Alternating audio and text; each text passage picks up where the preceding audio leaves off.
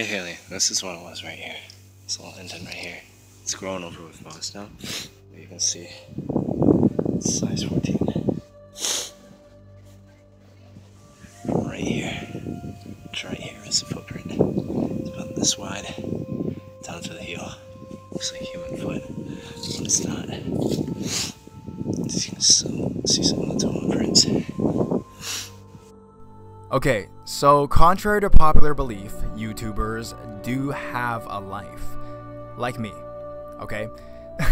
So today we're going to be reading on one of our fellow YouTubers, someone that's helped me on my stream multiple times, Master Sword 387. His link will be below. So go check out his YouTube channel. He has a lot of ghost stories, has a lot of great content, diverse things on his channel.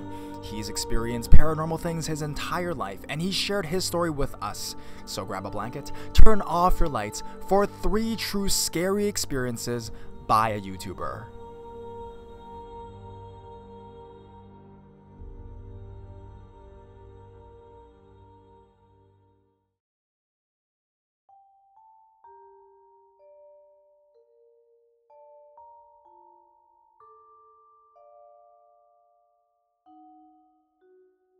Story 1. These events took place between 2007 and 2012. From a young age, my parents noticed I had an interest for the unknown.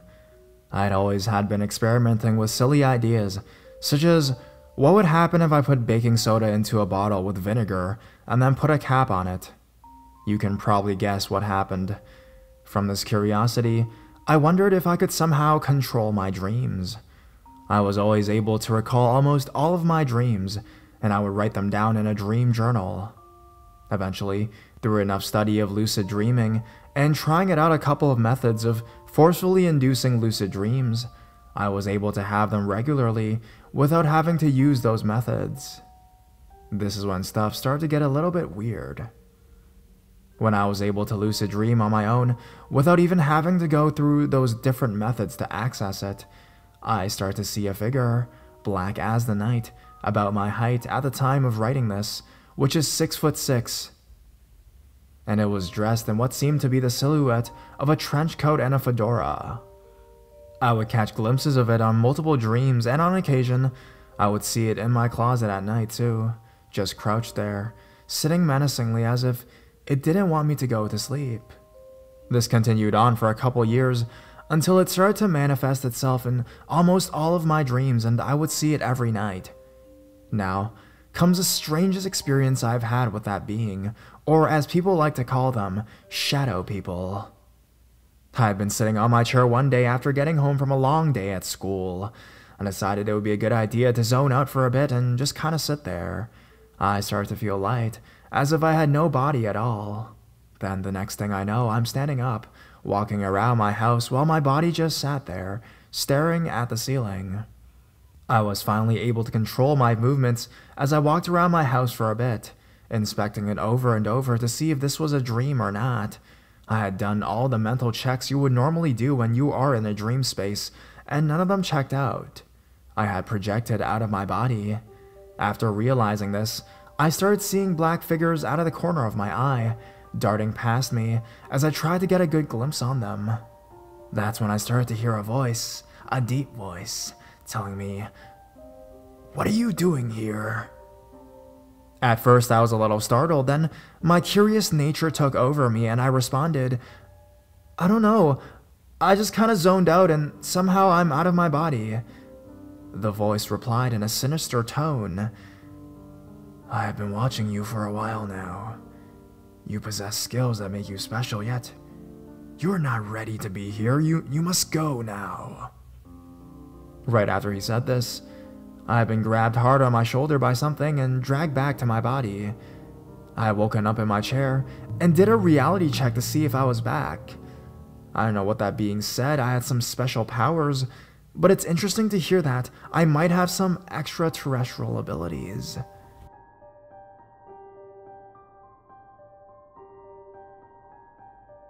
Story 2. This story took place just a month ago and is a bit of a short one. I had been at my cousin's birthday party, and we had just finished shooting their little tour of their haunted trail that we made at our grandma's. We went inside, and my grandma started to talk about spirits and things she'd done in the past with them. She eventually told us she had used a Ouija board before. As most of you know, being a horror narrator on YouTube and hearing the string of words "I have a Ouija board, wanna use it," makes you want to get out of the room as fast as possible. So while I was trying to tell my grandma to not get it out, my cousins went and got it out for her, and then they started playing with the Ouija board right in front of me. After that happened, I had started to feel a cold spot right next to me on the couch. I told them this, and my grandmother asked the board, "How many spirits are in the room with us?" The board spelled out the word FOUR, 4. She then asked the board to point to the nearest spirit, and then pointed directly where I had felt the cold spot. After asking it more and more questions, my mother asked, "Is my name sensitive to spirits?" The pawn starts to move slowly towards the corner of the board and inched its way towards YES, yes. So that day I found out I am an empath who can sense spirits. And yes, she always has said goodbye to the spirits after using it.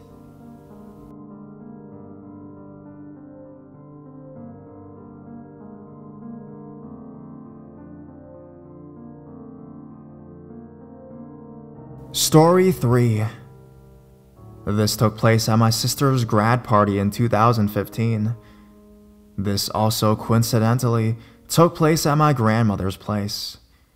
To give you a small description of her house, it sits nested in miles of forest out in the middle of nowhere.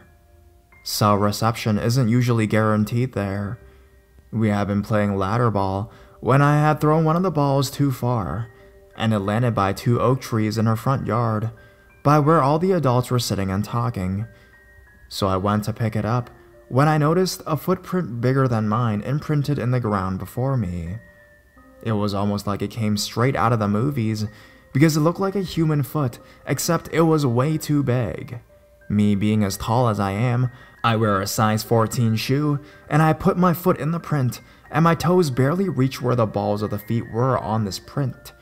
I had pointed it out to the adults, and all they did was say it could have been the neighbors or a prankster. The way they had said it, though, had me thinking they were a little bit spooked out by what I'd seen.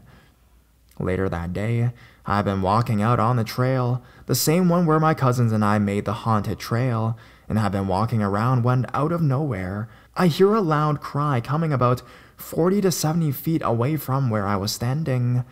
I stopped dead in my tracks, because I had been going in those same woods for as long as I can remember and had never heard anything like that. It sounded like a human trying to mimic a wolf's cry when it's howl at the moon. I knew it couldn't be a wolf since where I live, wolves were almost killed off from hunting, and moose live farther north than where I was at my grandmother's. Either it was an animal that I was not familiar with in the area, or it had been something that no one had proof of. Then, an urban legend that was popular to our area had come to my mind. In the same forest where my grandmother lives, there had been reports of Bigfoots deep out in the forest, making the same noises I had just heard on that trail. So, I had the bright idea to repeat that call. It was weird since it seemed to not move from its spot, as if it was trying to stay out of view yet see me at the same time. It called back and forth, until I hit a tree with a huge stick to simulate the cracking of a bat. After I hit the tree, I heard the same sound, except I saw a tree snake. At that moment, I knew it must have been something that was a lot stronger than me. At that time, I had been weightlifting and was benching around 230 pounds as a 15-year-old.